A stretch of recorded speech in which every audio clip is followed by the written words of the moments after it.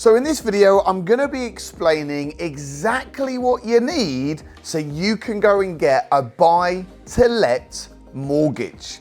If you are new to my channel, hit the subscribe button, smash the like button, leave me a comment or question below, and make sure you watch more of my videos on property, business, and wealth.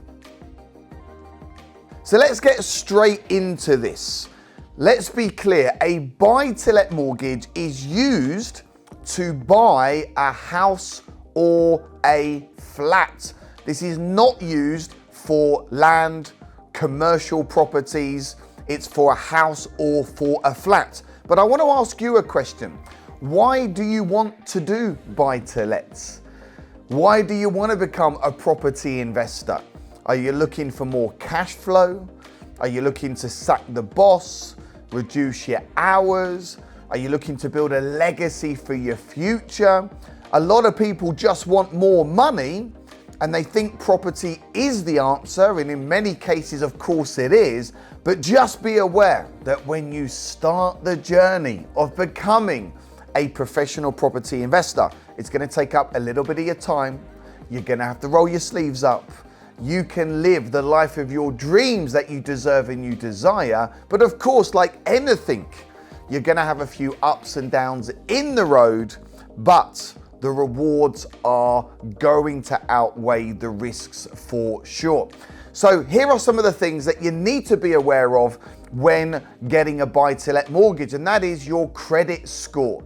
So I would recommend that you go and look at your credit score immediately and keep track of your credit score. You want to make sure that you've got a decent credit score, because when they do the searches on you, if your credit score is low, then that is going to prove difficult to get your buy-to-let mortgage.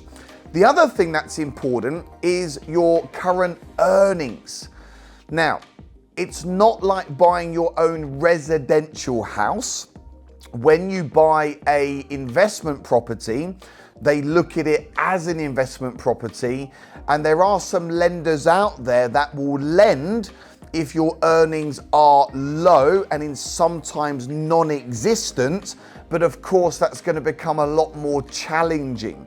So typically for a buy-to-let mortgage to have less red tape, it's good if your earnings are in and around £25,000. And I hear a lot of people in the training space saying, hey, just sack the job, get out your business, go full-time in property. But that's not always the best advice. My recommendation is keep your job, keep your business, keep your earnings coming in so you are more mortgageable. And then over the next 1, 2, or 3 years, as you build up a buy-to-let or a property investment portfolio, then you're going to be more credible for the lenders, and then that's the time that you can sack the boss or reduce hours in your business. And you will get there, and some people get there really fast.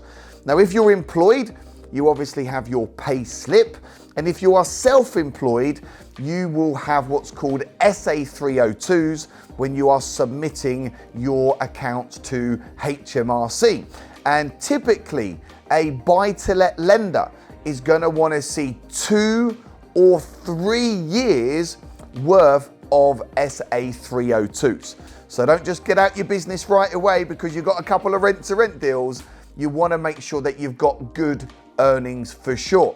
And if you don't quite have good earnings, you might be able to get someone to come in as a PG. There's always creative ways. The next thing to think about is your age. And typically, it is harder to get a buy-to-let mortgage if you are under the age of 18. Not saying it's impossible, but you may have to get someone to come on as a personal guarantee. And also, it can be difficult to get a buy-to-let mortgage the closer you are to 75, because typically a mortgage is 10, 15, maybe 20, 25 years. So if you're currently 60 years of age, the maximum mortgage term that you might be able to get will be 15 years. Your mortgage must be finished by the time you are 75. So again, something for you to think about. The younger you are, the more chance you have of getting a longer buy-to-let mortgage. And the next thing to think about is how much can you actually borrow on the property. And they don't just go on the bricks and mortar value, they go on something called rental coverage, mortgage versus rents. And this is really important. They do a stress test. So I'll give you an example.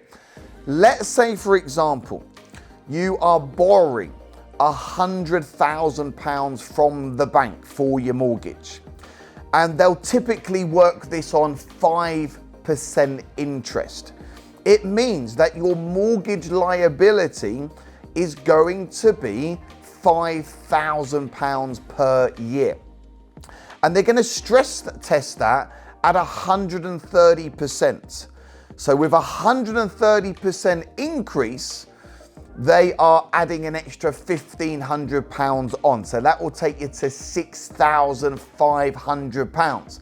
So you've got to make sure that your rent is more than £6,500.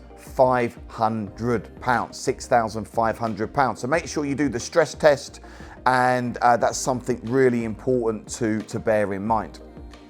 The next thing is, do you need to own your own home in order to get a buy-to-let mortgage? The answer is no. However, if you have your own home, it can make the process quicker, it can make it more simple. The buy-to-let mortgage company might say, well, why are you getting a buy-to-let mortgage if you haven't even got your own home yet? However, my view is if you've got a decision to make, buy your own property or get a buy-to-let property, I would always advise for your first property for it to be a buy-to-let. So just understand that there may be a few more challenges getting that buy-to-let mortgage if you have not got your home. And that might only be the case for some lenders. There will be lenders out there that are very, very relaxed. So a couple of top tips. Number one, make sure you use a broker. I wouldn't be spending your time walking into NatWest and Santander and all the high street banks trying to figure out buy-to-let mortgages. Get yourself a great broker. Many of my personal graduates and people that I train use my broker. One of my brokers, David, he has got access to over 142 lenders. You will speak to a broker, they will find out your personal situation, they will look at the property you're looking to buy, they will look at your credit score, they'll look at everything, your earnings.